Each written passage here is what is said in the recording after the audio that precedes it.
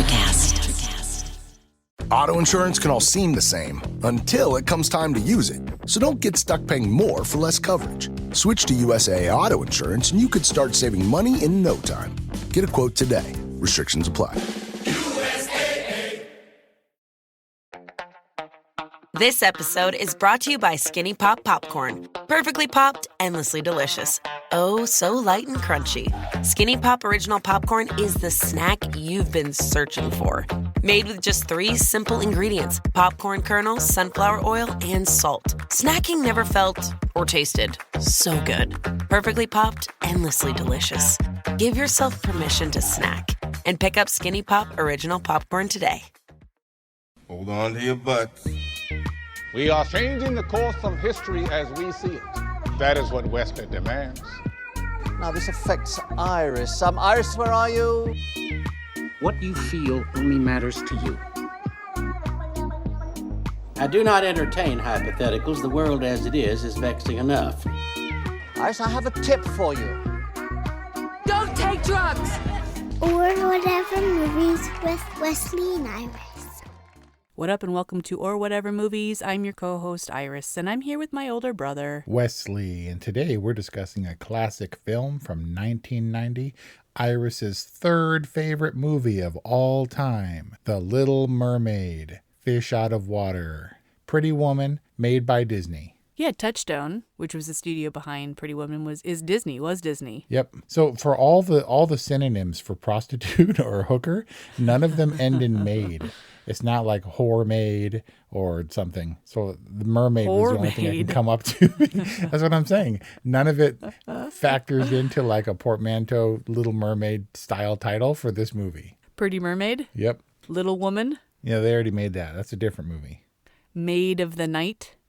I think it's a bit of a stretch to say that they are both fish out of water. I mean, Richard Gere is a businessman. Whether he's in LA or New York, does it really make a difference? He literally says, I find myself in unfamiliar territory. Well, that's when he's got a hooker in his penthouse. Yeah, and when he's talking to Mr. Morse. Okay, so more of a psychological, emotional water? Yeah, the double meanings are everywhere. Am I wrong in saying this is your third favorite movie? I watched this movie at a very impressionable age. It was a bit of a revolution for me to realize that Little Mermaid came out in 1989, whereas Pretty Woman came out in 1990. And they're kind of the same in the sense that they are both fantasies, to your point, right?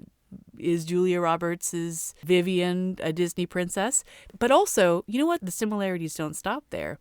I think both movies are actually kind of really insidious. Insidious, man. Yep. This is nothing like the movie Insidious. I don't mean to get all like serious and stuff in a Pretty Woman review, which is supposed to be fantastical, lighthearted rom-com fare and stuff. But let me tell you, I enjoyed the rewatching experience. But instead of the afterglow that I felt my entire life, I felt a bad aftertaste. What? Yep. Because you've matured past this movie?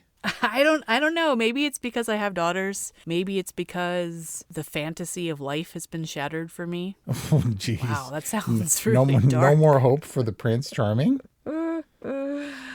Brian's kind of a fantasy type choice, right? He's tall and dark and handsome and smart and successful and loving and doting and a great dad. Like, he's the real deal. He's the genuine article. Richard Gere is the opposite of dark. He may be tall and handsome, at least next to Jason Alexander, but he is the whitest dude I've ever seen. Except on the poster where he inexplicably has black hair. Yeah, but that poster is a fantasy from start to finish. That's not even Julia Roberts' body.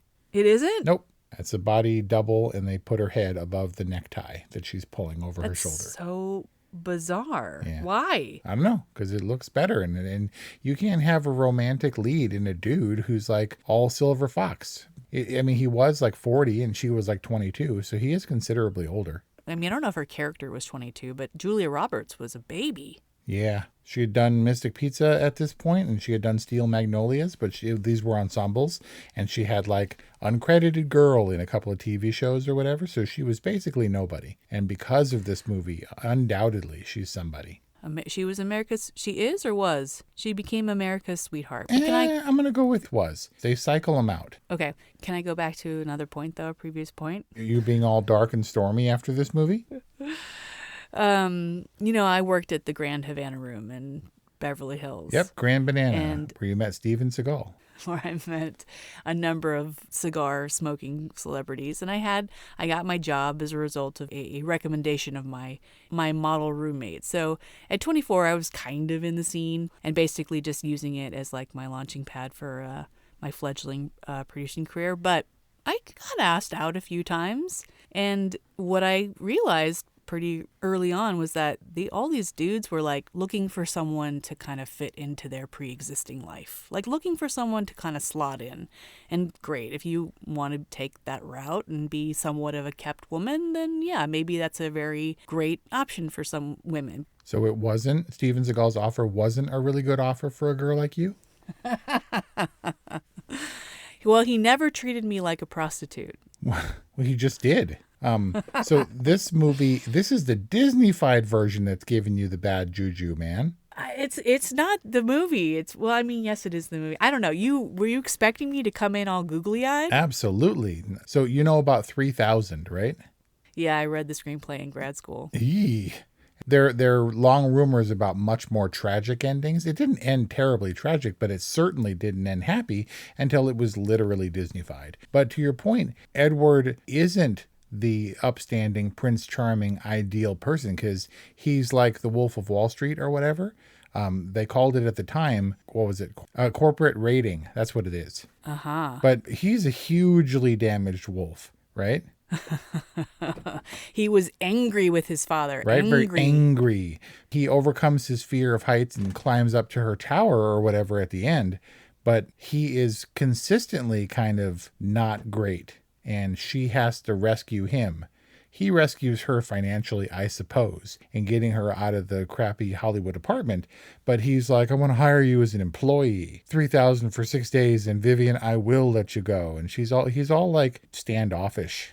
He's like, we'll lay like broccoli tomorrow. Right now, I'm going to leave you in my suite and go down and play some piano. Yeah, they have this funny rhythm about them where they get like all intimate at night. And then in the morning, they're like, let's reset the tables and let's be back to business. And then they slowly fall in love with each other again. I mean, they're making all of these parallels between Eddie and Vivi, right?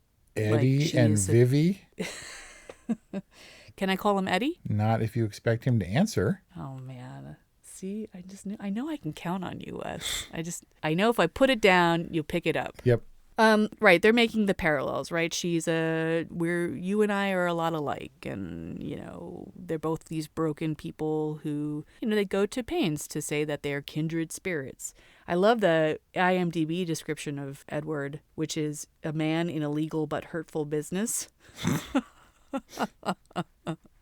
Who needs an escort for some social events. See, the thing is, the whole purpose of them being these damaged people and these people who are kind of just so cold and detached, truly disassociated in some ways from who they are as people, is so that we don't expect them to fall in love, which of course they do. Like, how is that? That's the only way that you don't expect that they fall in love in a romantic comedy. Yeah. I wonder though, isn't this kind of the flagship romantic comedy? It remains, probably adjusted for inflation, remains the most successful romantic comedy of all time. Like, it's hugely influential. I mean, it seems like everything to follow bears some debt to Pretty Woman. I mean, every subsequent Julia Roberts rom-com, well, yeah. Basically. Including the one she did with Richard Gere. Which other one? Runaway Bride. Apparently, Hector Elizondo, who played Bernard, was in that one. It's also I didn't actually see it. Oh, it was a great reunion. Man, Barney he's so lovable. You kind of feel for the guy when he's like, I'm the hotel manager. Bernard Thompson, manager of the hotel, sir. And he's gone. Edward's already gone. And Bridget is so lovable. Like Barney's whole little ecosystem that he's got going on. He's not all bad, right? No, he's not all bad. By contrast, Edward is as much the deviant as Vivian is. Remember when he's like, they're in the piano room and he's like, he's not even like, let's try to sneak one in public. He's like, gentlemen, will you please excuse us so we can bone? Like, what would Bernard think? Bernard would say he is our friend. Right. And for our friends, we make exceptions. Yep. And he's charmed by Vivian, as everybody is. It seems like Julia Roberts came out of nowhere and everyone's like gasping, and she's in the dress and she's like lit from within and she's luminescent and everybody falls in love with her and stuff. And she's like a star ready to be made. Except for the mean women on Rodeo. She's like, she could be luminous and walk in and they'll still be like, it's too expensive for you. I'll tell you what works about Pretty Woman. Well, besides everything, Julia Roberts works in Pretty Woman. She is all of those things you just mentioned. She's vivacious and luminescent, and she's got a mile-wide smile that lights up every scene. And and I'm so happy for her, right? Because I feel like she's taken it in stride. And maybe she gets a little bit in over her head, but you love her for it because it's, in addition to falling in love with Eddie, she also has this renewed hope for her own promise and her own potential and her own life. She works because she brings this unabashed innocence to every scene, which is in direct contrast with the fact that she's a prostitute. Yeah. She plays this role so impossibly innocently. The whole movie is impossibly innocent, given its circumstances. Yeah, it's the origin of the hooker with the heart of gold trope. Yeah, which they reprised in Leaving Las Vegas. Yep.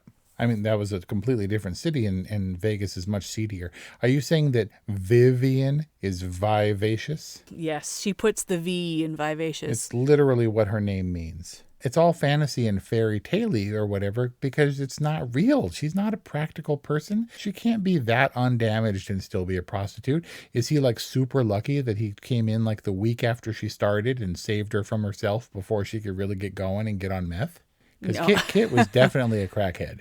Yeah, she was definitely in over her head. But it's not like Vivian was new. She was already put through the paces. She had a couple regulars. She knew how to compartmentalize. She had established the rules of her business. She's a safety girl. And she's got red, she's got white, she's got pink, she's got blue, and she's got it's like the champion of condoms or something. the gold circle coin, the champion of condoms. You charge that, and you got a safety pin holding up your boot. $100 an hour. Do you feel like Leaving Las Vegas is the real version of Pretty Woman? It's a much more accurate depiction, I guess, given the characters. Ben sets out for Las Vegas to kill himself. Spoiler. He establishes that basically in the first 15 minutes or whatever. But what ultimately ends up happening to those characters, I think, is far more realistic than the fairy. No one has ever called Leaving Las Vegas a fairy tale. It's like the opposite of a fairy tale. But, it felt real and horrible as much as the Sarah character cleans up a lot like Julia Roberts. Maybe just happily leaving Las Vegas is not my life. It's all the, damaged people coming together and making the best of a bad situation and stuff. But, yee. But as far as Vivian is concerned, I live with a real woman, and real women do not sleep in that scratchy lace underwear. It's just not practical. When did she sleep in it? And the very first shot, the hip shot. Oh, right. And she's all like from Georgia and stuff, not. and her mama used to lock her in the attic and junk. Like, that damaged. Yeah, that's messed up. She followed the bum out to LA, the third bum. And now she's miraculously optimistic. Well, she's at least given enough so much hope that she's like resorted to, hooking. I'm not exactly sure why that was a better alternative than some of the fast food jobs she had. I guess it pays better. $100 an hour. It just seems really dangerous. Pretty stiff. Well, no, but it's got potential. A joke that I didn't get until I was a full-blown adult. I didn't get it until the last time I watched it. Remember when he said, "I will pay you to be at my beck and call," which is a reference to what Jessica said? Yep. The ex-girlfriend that he had just broken up with. And she's like, "I would love to be your beck and call girl." Get it? Never got that joke. Wait, I'd love to be your beck and call girl. Oh, well, I don't know. She didn't wink. There wasn't a wink in that delivery. I don't know. That's why it went over our heads. It was like Raiders of the Lost Ark. This is probably your Raiders of the Lost Ark, where you know it, but you didn't really get all the references until later on. Yeah, I didn't get. I mean, I guess I got it, but I also didn't understand it when Kit's like, Cinda-fucking-rella. I'm like, why is that funny? What else did I not get? Disney, man. The original ending, supposedly in one of the drafts, Kit dies. But then the original is very Midnight Cowboy, where Edward kicks her out of the limo, throws the $3,000 at her, and then she takes Kit to Disneyland. Boy, she wallows in the gutter a little bit first, and then she like doesn't want the money, and then there's money all over the street, and the homeless people are all looking, and so she runs and scoops it up. Wow. And also, yeah, who would that movie have been made for? I guess the Leaving Las Vegas crowd. I know this movie in and out. Do you? This is one of the few movies where I can be like, try me. I have all this muscle memory. But I'm in unfamiliar territory because I've always had nothing but love for this movie, and now I feel like it's dangerous Hollywood spin. You're not going to. This episode is brought to you by Skinny Pop Popcorn. Perfectly popped, endlessly delicious. Oh, so light and crunchy. Skinny Pop Original Popcorn is the snack you've been searching for. Made with just 3 simple ingredients: popcorn kernels, sunflower oil, and salt. Snacking never felt or tasted so good. Perfectly popped, endlessly delicious. Give yourself permission to snack and pick up Skinny Pop Original Popcorn today. Life is hard, but finding a really great podcast makes the days go by so much easier. Hi, my name is Blue Telusma. I'm a writer, an emotional intelligence coach, and the host of Humanize with Blue Telusma, a podcast where we believe that when you humanize everyone in the room, a great conversation is almost guaranteed. Join us every week here on Electricast as me and my guest co-hosts unpack big topics and interview even bigger personalities with a sense of humor and a dash of mischief. If you're looking for a new best friend in your head, we've got you covered. Electricast. Give this a boring. There's no way. So you can have your little caveats and asterisks, but you're not going to give this a bad review. So let's explore it. Utterly entertaining. I admit. But I think that because we overlooked some of the darker aspects of the reality, I guess, of being a prostitute, we never actually saw her prostitute for any other situation. We didn't see her like doing drugs. She's actually against drugs and has dental floss instead. Has wonderful oral hygiene. Right? I've never gotten a strawberry seed stuck in my teeth in my life. But whatever. She's more on top of it than I am.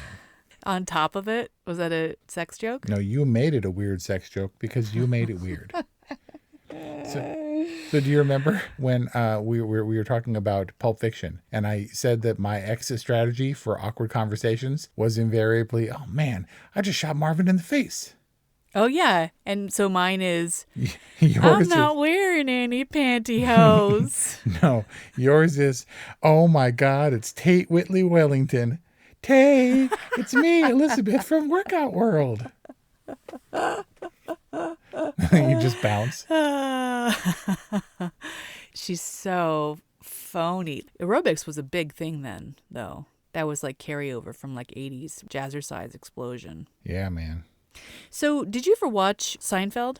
Nope. So is Jason Alexander just Stucky to you? Absolutely. And not good at that. Not a good dude. No, so gross. All the violence and all the parental guide warnings about this movie are about his character. He's the one that tries to rape her. He's the one that punches her in the face or smacks her or whatever. Yeah. Jason Alexander, comedic actor who Gary Marshall didn't want in the movie. Then Gary Marshall, like, they became friends after he didn't want him in his movie, and then was like, you should check out this kid. He's great, so they cast him in Seinfeld. No way. Well, that set him up for life. Did you know it was Gary Marshall in the beginning? Because lots of quotable moments in Pretty Woman. Lots. But he's like, yeah, here, that's Sylvester Stallone's house right there. That's Gary Marshall. Oh, no way. Really? Yeah. It was like a ADR because the audio was bad for the guy who actually said it. That's so funny. So he makes his pseudo cameo? Yeah. I recognize him from the only character I know. Gary Marshall is I guess now Hocus Pocus, but mostly A League of Their Own when he was Walter Harvey of Harvey Bars. The director, that is, Gary Marshall. Everybody, you can't talk about him without doing the impression. Which is? I love these girls. I don't need them, but I love them. Was Gary Marshall a fish out of water, being a New Yorker shooting in L.A.? Maybe, but he did his things. He was responsible for Happy Days and stuff. Beloved dude. What function do you think Kit plays in this movie? She is the plucky sidekick and the potential cautionary tale. Kit dying on smack and stuff is what Vivian was headed for. She's the, and then I met Kit and she was a hooker and she made it look so glamorous, sound so glamorous, right? Mm-hmm. And it's a constant reminder of what she would go back to. She comes in and we're like, oh, right, that's how Vivian was when she was spitting her gum and stuff.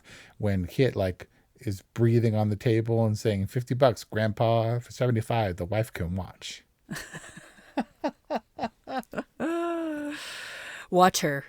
Laura San Giacomo has a fantastic and memorable performance. I think she's intended to be a foil, right? She's definitely intended to appear uncouth compared to the now very polished Vivian, at the end when they're by the pool. Yeah. But I feel like she is intended to function at the contagiousness of hope. That Vivian basically grows this little shoot of hope that she's protecting and that she wants to nurture. And then she shares that with Kit, who's like, I'm going to go to beauty school and I'm going to have to charge you more for rent. And Edward's like, we're going to build ships together. And doesn't that all start with Vivian? So now I'm totally contradicting myself because basically Vivian is the harbinger of hope. And yet everything that she represents is so dangerous and misrepresentative for young girls. I don't get it, Wes. What is there in Pretty Woman for a dude? Was it just boobies for you in 1990? I mean, romantic comedies, the problem is they rely too heavily on tropes for me to really be invested. Probably in part created by this movie. But this seems like the quintessential or seminal romantic comedy, which has some appeal. It's got something for dudes as well as ladies. It's the precursor to Jerry Maguire. It's got the business dealings and the wolf stuff. Jerry Maguire owes a lot to this movie because it's a similar type of movie. What's the grandest romantic movie of all time? Titanic? This is like a reverse Titanic. This time the girl is the tramp who ascends to the upper class, and the Lovejoy character, aka Barney, is nice in this movie. And instead of the ship sinking at the end, they build ships. Great big ships together. And in this one, the feisty Italian sidekick actually survives. And at the end, they never let go.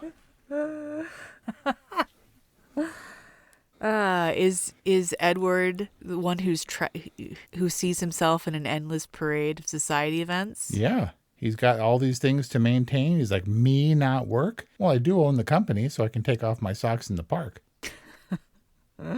Reverse Titanic. Yep.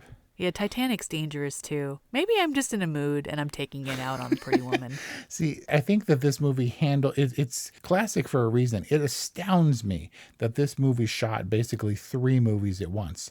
Gary Marshall was like, do a funny take. Now do a serious take. Now do a leaving Las Vegas take. My impression of him is slipping quite a bit here. But they didn't know what kind of movie they were making. He was the fly by the seat of his pants girl in making this movie because no one knew what it was going to be. And they were like, Pretty Woman? That's what we're going with? Oh my God. And it worked. It just worked really well. They were revising the script in the middle of the process. They hired Jason Alexander ultimately because they were shooting and they needed Stucky to shoot the next day. And they're like, all right, bring in that kid. It's one of those weird little miracles that it turns out so well. And by so well, I mean obviously lucrative. Disney didn't have a live action division. This is the movie that made Touchstone. And for all the conventions and the second act turns or whatever, and what kind of drama can we have of the rich dude who has everything he wants in life, who's paying a hooker to hang out with him, but him being forced to tell Stucky that she's a prostitute because he saw her talking to David Morse and thought she was an industrial spy is like a really solid excuse. That's a great turn. It's very convincing. You're like, but he, there was a little naughtiness on Edward's part. Like, he kind of wanted to share. He kind of wanted to shock Stucky. It is a pretty good excuse. But he could have, Edward had put Stucky in his place a number of times already in the film preceding that. But he could have just been like, I know, dude, I know that she's not an industrial spy. So back off. Like a little bit of Edward wanted to be naughty, right? And shocking. I think we know, Bernie, that she is not my niece. Wherever did you find her, 976 babe? Dude, Gen Z doesn't know what that is. Back in the day, 976 numbers were sex lines that you had to pay $3 a minute, which at the time was a fortune. You know that the $3,000 that he paid her is equivalent to, give or take, $7,000 now? I mean, it's still a deal for a dude that spares no expense. For sure. Plus she gets the clothes, she gets room and board, and she gets unlimited shopping. At the time, I was talking about how I was all on my high horse about wanting to build a life with someone, but I think a really nice condo would have been awesome. Yeah, that's something I aspire to still, and I'm twice her age. You've talked me into it, Wes. If I look at any of these films with a skeptical eye, with a critical eye, I could obviously pick apart Titanic or Jerry Maguire, both of which we've reviewed on orwhatevermovies.com. Little Mermaid. I just feel like Pretty Woman in particular, coming out in 1990 when I was 10, and trying to figure out what a relationship is and what love is. It definitely impressed upon me the importance of sexual currency and how to behave with men and just weird stuff, that I feel like I'm still working through today. And it's very confusing and dissonant for me because I also love this movie so much. Hector Elizondo said in interview that to this day, this is by far the film that most people bring up when they meet him. And they said, I saw it when I was young and it changed my whole life. And he's like, okay, that's great. I don't want to know the details of how that movie, made an impression on you. But, hopefully it didn't drive any ladies to prostitution. It definitely firmly cemented Pretty Woman as a historical relic of sexism and male-female interpersonal relationships as people understood them in the 90s. Sure. And does it hold up? I don't know. I was all of 14 years old when this movie came out, so I didn't have an idea of the sexual dynamics. I didn't know. There are 3 sex scenes in this movie, which in itself is like a relic of a bygone era. But there's such... Yeah, there's a lot of sex scenes, and they're kind of, they're all in weird different positions and kind of sexy. So that's weird. But it's also innocent, too. Have you ever paid for a prostitute? I will admit that I have been in a hotel room with dudes who were actively calling a prostitute. You remember Hot Tub Time Machine? Where it's like, I need $3,000. It's like, I'm out there, violator. And he's like, I need $2,000. They were I think they were calling those cards that they hand you on Las Vegas Boulevard. But I don't know if anything ever came of it. Oh, because you headed off and went to the buffet? Look, I'm not saying that I don't share some ideas with dudes about women and drugs and things like that, but I was always too scared to do drugs, and I was always way too paranoid about STDs. Like, herpes is for life. So the idea of a sex worker, that just wasn't going to work for me. I mean, the safety girl thing, that's not enough, because I don't think when she gave him the I Love Lucy bead that they were using protection. The I Love Lucy bead. She has surprising Lucille Ball turns in this film. Like the physical comedy at the dinner table with the Morses. That's straight up Lucille Ball. Good taste, though. Lucille Ball, comic genius. Doesn't I Love Lucy literally have an escargot scene? Is it weird that I would conflate that with Pretty Woman and say I'm not sure?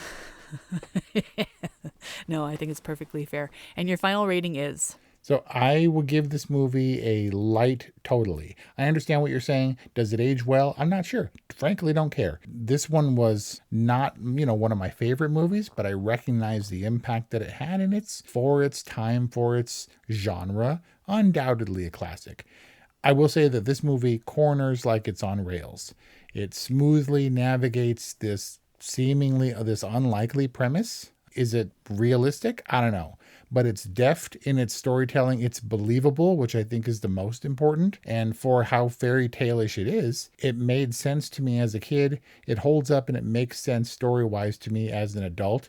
It makes light and kind of treats serious someone OD'd and Rachel got arrested and stuff. And you're like, oh, that's sad. And it's real, but it's peripheral.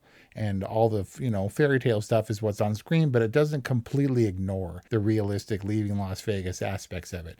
I have admiration for this movie, and sure, Julia Roberts is pretty, and boy, is Richard Gere hunky or whatever. And I'm really glad that I don't know how appropriate their relationship age gap was, but he's paying her as an employee, so it's all fair. Light, totally. I don't know that you can invent a new category. I often go just above the line. So if there's a lighter line for the totally, it just barely clears the bar. And that this is an essential movie for what it is. To say that Pretty Woman is like dangerous Hollywood spin is to say that like Top Gun Maverick is dangerous Hollywood spin. Like it's unrealistic to think that people are going to go flying around in jets and walking the streets at night. Like maybe I'm being a little overly critical, but I do think that there's a fine line between a character saying that I deserve better and a character saying that I will settle for nothing but the fantasy, which is likely, ladies, to disappoint you. That's all I'm saying. I'll get off of my soapbox and say that Pretty Woman is also thoroughly entertaining and a really important part of my movie watching foundation. And for that reason, I'll give it a good. And that is our discussion on Pretty Woman, available on Hulu, and it's probably in your DVD collection. So you've watched it, and now you're listening to this review. Check us out at Patreon, where you can support this podcast that you love. 818-835-0473 or orwhatevermovies@gmail.com. Thank you for listening, and we'll see you next time. Hi, I'm Mark. And I'm Peter.